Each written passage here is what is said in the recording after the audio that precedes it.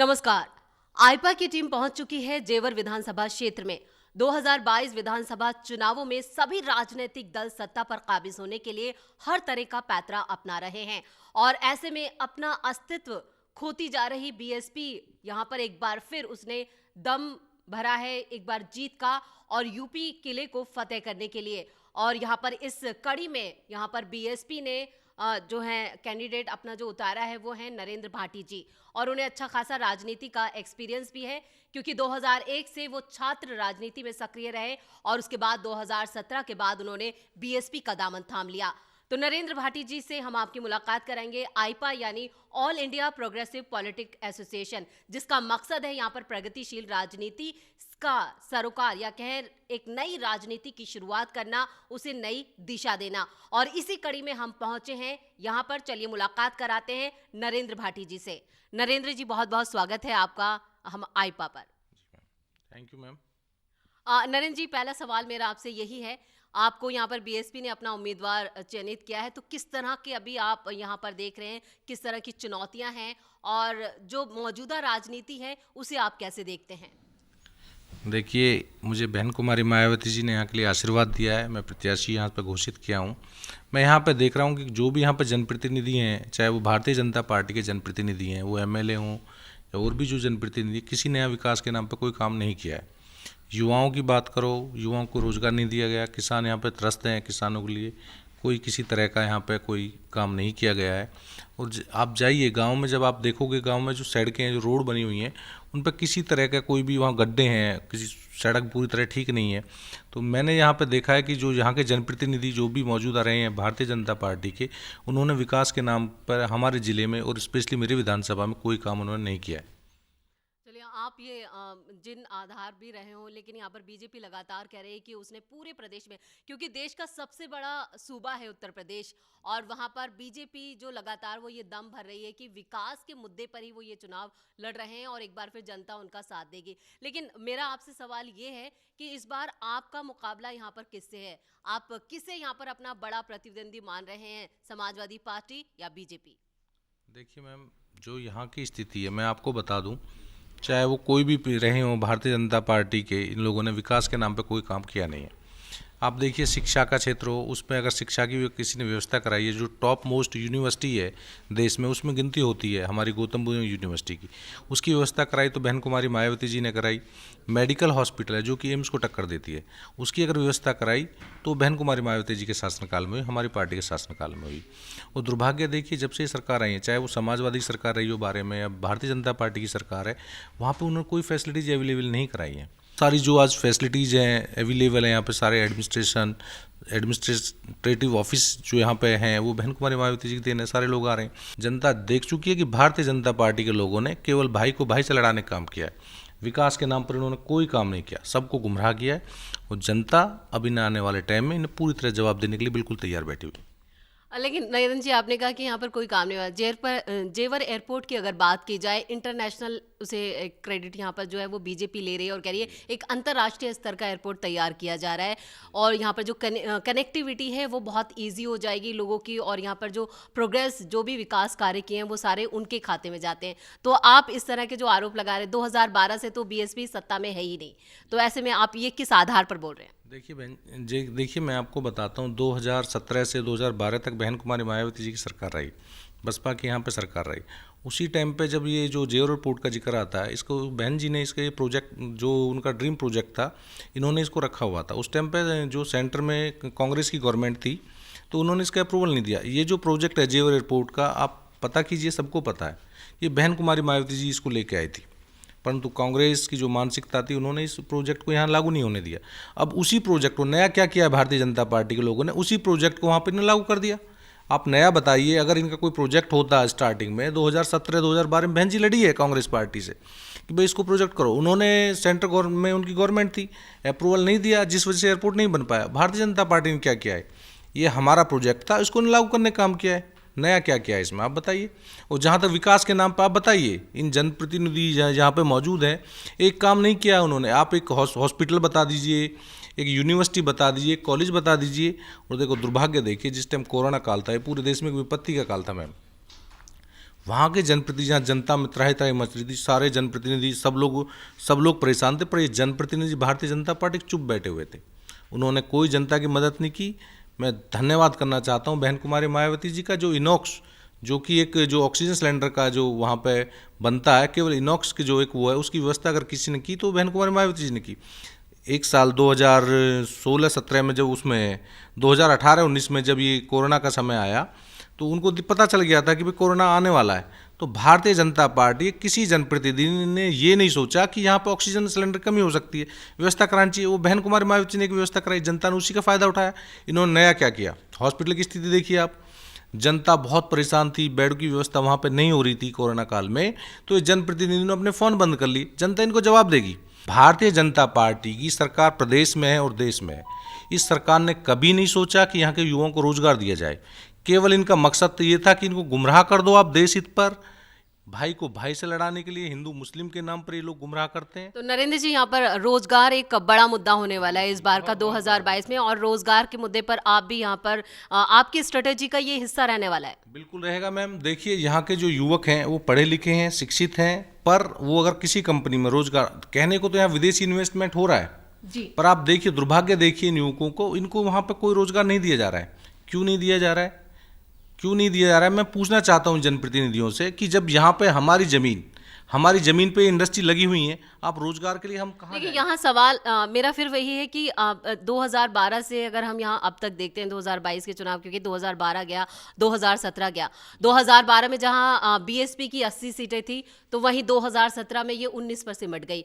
तो यहाँ पर क्यों नहीं खुलकर मायावती जी सामने आती हैं? अक्सर हमने देखा है वो सरकार के साथ कभी खुलकर सामने नहीं आई, या कांग्रेस अपनी चाहे वो समाजवादी पार्टी रही हो 2017 से पहले, या 2012 से 2017 समाजवादी पार्टी रही, उसके बाद बीजेपी, लेकिन कभी वो खुलकर सामने नहीं आई। ऐसा क्यों? नहीं, वो बहन जी जो है, जो हमारी लीडर हैं बहन कुमारी मायावती जी, उन्होंने वो हर मुद्दे पे पूरा अपना विचार रखती हैं, खुल के वो मैदान में जनता के बीच में रहती हैं। हर मुद्दे को उन्होंने उठाया है, चाहे वो अपने ट्वीट के माध्यम से उठा रही हो। और सबसे बड़ी बात यह है कि जब पार्लियामेंट में बहन कुमारी मायावती जी अपने लोगों के मुद्दे को लेकर वहाँ बोल रही थी, तो कुछ मनुवादी सोच के जो लोग थे उन्होंने उनको बोलने नहीं दिया। तो बहन कुमारी मायावती ने जनता के लिए अपने दर्द को लेकर उन्होंने कहा कि जब मैं अपने लोगों की आवाज़ संसद में नहीं उठा सकती, उन्होंने त्यागपत्र दे दिया। तो उन्होंने बहुत कुछ किया। और देखिए 2019 का चुनाव, जो इन्होंने एक बहकावे का चुनाव इन्होंने लड़ा, इन्होंने गुमराह किया, इनको हिंदू मुस्लिम के नाम को गुमराह करके कहा, और उन्होंने विकास के लिए इन्होंने कहा हम 15 लाख रुपए देंगे, किसी खाते में नहीं आया। इन्होंने, जनता उससे अपने आप को ठगा सा महसूस कर रही है, और आने वाले टाइम पे मैम 2022 में जनता इनको पूरी तरह जवाब देगी।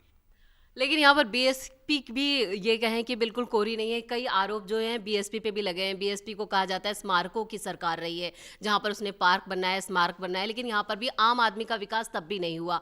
तो इसको लेकर आप क्या कहेंगे? देखिए, हमारी जो लीडर है वो पहले क्लियर कर चुकी है। आपने देखा होगा 9 अक्टूबर को, उससे पहले जो स्टेटमेंट आया था, उन्होंने कहा कि ये अपने महापुरुषों की, हर कोई ये करता है, उन्होंने किया महापुरुषों के लिए। तो वो हमारी बड़ी लीडर का डिसीजन है, और वो कह चुकी हैं कि ये हमने किया है, आगे हम विकास करेंगे, केवल विकास के और रोजगार के देने के लिए हम लोग काम करेंगे। ये चलिए ठीक है। यहाँ पर एक सवाल मेरा ये भी बनता है, जिस तरह से अभी जो पॉलिटिकल एनालिसिस हैं, जो राजनीतिक विशेषज्ञ जिन्हें ये कहता है कि पॉलिटिकल पंडित जो हैं, वो ये कहते हैं कि अब जो बीएसपी है, या तो वो अपना भविष्य बचा ले, क्योंकि वो अस्तित्व जो है वो विलुप्त सा होता जा रहा है। सीटें लगातार कम हुई हैं। हमने देखा कि यहाँ पर 2019 का जो लोकसभा चुनाव था, वहाँ पर भी परफॉर्मेंस देखी जाए तो वो लगातार जो स्तर है वो ग्राफ नीचे आया है। उसमें आप क्या देखते हैं, इसका क्या कारण है? देखिए मैम, सबसे पहले मैं आपको बताऊं, जो 2017 में जो इलेक्शन हुआ था, उसमें हमारी सीटें कम आई है, पर हमारा वोट परसेंटेज वहाँ पे बढ़ा हुआ है। पहली बात ये। दूसरी बात, सबको पता है कि जनता को उन्होंने गुमराह किया था, 15 लाख रुपए पे उन्होंने गुमराह किया। उसके बाद उन्होंने जो एक शगुफा जो छोड़े थे कि भाई हम ये कर देंगे, हम वो कर देंगे, जनता सारी समझ गई है, सब कुछ समझ चुकी है। विकास के नाम पर उन्होंने गुमराह किया। कैसे आप रोजगार देंगे? क्या मतलब, क्या आपका जो खाका है वो किस तरह का आपने खाका तैयार किया है लोगों के बीच जाकर बताने के लिए? देखिए, लोगों से हम सीधा बोलते हैं कि अगर आप लोग हमें सत्ता में, हमारी सरकार यहाँ पे आती है, तो निश्चित रूप से तो इंडस्ट्रीज़ में हम उनको जॉब दिलाने का काम करेंगे, और विदेशी कंपनी आएगी, उनका यहाँ पर स्वागत रहेगा। हमारी पार्टी, हमारी नेता, जो हमारी पार्टी की राष्ट्रीय अध्यक्षा हैं बहन कुमारी मायावती, जो कानून के राज में विश्वास रखते हैं। तो हम कानून का राज यहाँ स्थापित करेंगे। और निश्चित रूप से पर जो युवाओं के रोजगार की बात है, इंडस्ट्रीज़ में हम उनसे कहेंगे कि भाई आप जो हमारे क्वालिफाइड लड़के हैं, जो शिक्षित हैं, जो योग्य हैं, जॉब कर सकते हैं, तो आप उनको नौकरी दीजिए। पहले तो मैं इस किसान आंदोलन को लेकर आपकी राय जानना चाहूँगी। देखिए मैम, किसान आंदोलन यहाँ पे हो रहा है, और ये देखिए दुर्भाग्य, देखिए यहाँ के जो नेता हैं भारतीय जनता पार्टी के, जो किसान हमारा भाग्यदाता है, अन्नदाता है, जो लोगों को खाने की जो चीज़ें मुहैया कराते हैं, वो लोग आज उनको देखो सड़क पे वो पड़े हुए हैं, उनको कोई सुध लेने वाला नहीं है।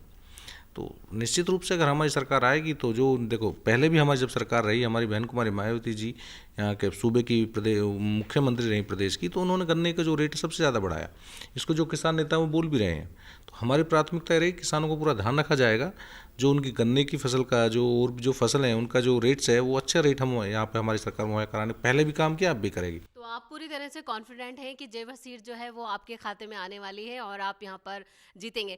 चलिए, हमारी भी आपके साथ ये शुभकामनाएं हैं, लेकिन यहाँ पर एक सवाल मेरा और है आपसे, छोटा सा ये सवाल, और इसका जवाब मैं ज़रूर चाहूँगी। जो सम्राट मिहिर भोज प्रकरण था, उसके बाद यहाँ पर आपको उतारा गया, आप उसी समुदाय से आते हैं। एक सवाल ये है कि क्या यहाँ पर जनता आप धर्म, जाति उससे उठकर राजनीति करेंगे, या इस बार भी जातीय समीकरण पर ही ये चुनाव होने जा रहे हैं? देखिए मैम, जो घटना हुई सब लोग इससे वाकिफ़ हैं, किसने कराई, क्यों कराई। तो एक भाई को एक भाई से लड़ाने के लिए लोग काम कर रहे हैं। जिस तरह से इन्होंने महापुरुषों को बांटने की कोशिश की है, देखिए आप इतिहास को पढ़िए, उसमें स्पष्ट लिखा हुआ है कि गुर्जर जो मीर भोज थे वो कौन सी जाति के थे, सारा स्पष्ट लिखा है, सबको पता है इस बारे में। कुछ लोगों को ये लगता है कि अगर हम इस तरह की छोटी राजनीति करेंगे, एक भाई को भाई से लड़ाने का प्रयास करके, हम लोग अपना इसका वोट बैंक हम लोग बना लेंगे। जनता सब समझ चुकी है। जनता इनको निश्चित रूप से ऐसा जवाब देगी। जो इन्होंने एक जहर घोलने का काम किया है, जातिवाद का, धर्मवाद का, हिंदू मुस्लिम के नाम पर जहर घोलने के काम कर रहे हैं, इनको निश्चित रूप से जनता तय कर चुकी है। इनको इतना ज़बरदस्त जवाब देगी कि काफ़ी दूर तक ये दिखाई नहीं देंगे आपको। मैं आपको बता रहा हूँ, जिस तरह से इन्होंने एक भाई को भाई से लड़ाने की कोशिश की है, जो महापुरुष थे, चाहे वो गुर्जर समाज के रहे हों, उनको इस तरह से इन्होंने वहाँ पे किया है कि जिस जनता में आक्रोश है, युवा में आक्रोश है। क्यों हमको हमारे महापुरुषों को ये परेशान करते हैं? क्यों हम कहते हैं कोई भी महापुरुष है, वो हमारे लिए महापुरुष है, सम्मानित है, तो आप उस पर क्यों राजनीति करते हो? आप देखिए इनकी छोटी मानसिकता देखिए कि इन्होंने कोई मुद्दा नहीं छोड़ा। पहले इनके पास एक मुद्दा होता था, विकास नाम कुछ नहीं होता था, कि हिंदू मुस्लिम के नाम पे लोगों को गुमराह करते थे, हिंदुस्तान पाकिस्तान के नाम पे लोगों ने गुमराह किया। विकास के नाम पे कुछ ये करते नहीं है मैम, केवल ये जो भावना को ठेस पहुंचाते हैं, और हमारे जो युवक हैं, बुजुर्ग हैं, उनको भ्रमित ये लोग करते हैं। अब वो जनता सब कुछ समझ चुकी है, इन्होंने जो करना था कर लिया है। नरेंद्र जी, देखिए, जब सम्राट मिहिर भोज प्रकरण सामने आया, उसी के बाद यहाँ पर आपका नाम पेश कर दिया गया, जेवर से आपको प्रत्याशी बनाया गया। क्या इस पर क्या कहेंगे आप? देखिए, हमारी जो लीडर हैं बहन कुमारी मायावती जी, उनके संज्ञान में आया। उन्होंने जब देखा कि गुर्जर जो सम्राट मिहिर भोज जी थे वो गुर्जर हैं, और उस पर राजनीतिकरण कर दिया। प्रदेश के सूबे के जो मुख्यमंत्री जी वहाँ पहुँच रहे हैं, और जो यहाँ के जेवर के जो विधायक रहे हैं, जो भी रहे हैं, उन्होंने मुख्यमंत्री को वो लेटर लिखते हैं करनी सेना के माध्यम से कि वो गुर्जर नहीं राजपूत थे। क्यों लिख रहे हैं वो? हमारे नेता ने स्पष्ट रूप से बोला कि जो मिहिर भोज जी हैं वो गुर्जर हैं, तो गुर्जर हैं, गुर्जर ही रहेंगे, उस पर क्यों राजनीतिकरण कर रहे हो? आपने एक जाति विशेष का आप लोग अपमान करने का काम कर रहे हैं। जनता का काम नहीं था। यहाँ के जो जनप्रतिनिधि चुने हुए थे, चाहे वो यहाँ के जेवर के जनप्रतिनिधि हों, चाहे कहीं के भी हों, उन्होंने इसको सबका को छोड़ा और उस पर उन्होंने पूरी तरह राजनीतिकरण कर दिया। यहाँ पे जो आपका जो शीर्ष नेतृत्व है, हमने देखा कि पिछले 9 सालों में जो बहन मायावती हैं वो जनता के बीच में नहीं गई। शायद इसका खामियाजा भी कहीं ना कहीं आप पार्टी को उठाना पड़ा, और कई जो बड़े नेता भी थे उन्होंने दूसरी पार्टियों का रुख भी किया। तो लेकिन अब यहाँ पर जो दोबारा से एक बार फिर पार्टी को जिंदा करने की कोशिश की जा रही है, तो आपको क्या लगता है कि क्या वाकई में इस बार 2022 में बीएसपी अपनी वो खोई हुई जमीन, जो उनका कैडर था, वो वापस दिला पाएंगी? देखिए, हमारी जो बहन कुमारी मायावती जी जो लीडर हैं, हमारे राष्ट्रीय अध्यक्षा हैं, वो जनता के बीच में हमेशा रही हैं। चाहे वो ट्वीट के माध्यम से हो, चाहे वो न्यूज़ चैनल्स के माध्यम से हो, या फिर अपनी जो संसद में उन्होंने अपना त्यागपत्र दिया उसके माध्यम से जनता के बीच में हमेशा रहती है। जी, तो ये थे नरेंद्र भाटी जी, और जिस तरह से उनका साफ तौर पर कहना है कि 2022 का जो चुनाव है वो कांटे का मुकाबला ज़रूर होगा, लेकिन यहाँ पर अब बीजेपी नहीं आने वाली है और पूरी तरह से सुपड़ा साफ होगा। चलिए, ये तो जनता ही तय करेगी कि जेवर विधानसभा क्षेत्र में किसका सिक्का जमने वाला है और यहाँ पर क्या एक बार फिर बीएसपी के ही विधायक जीतने वाले हैं या फिर बीजेपी, ये जनता तय करेगी। और इस तमाम बातचीत के लिए नरेंद्र जी आपका बहुत बहुत धन्यवाद, और आईपा की पूरी टीम को भी दीजिए इजाज़त। और हमारे इस कार्यक्रम में इस तरह की जो अगली जो शख्सियत होगी उनसे फिर हम आपकी मुलाकात कराएंगे। तो मुझे भी दीजिए इजाज़त। नमस्कार।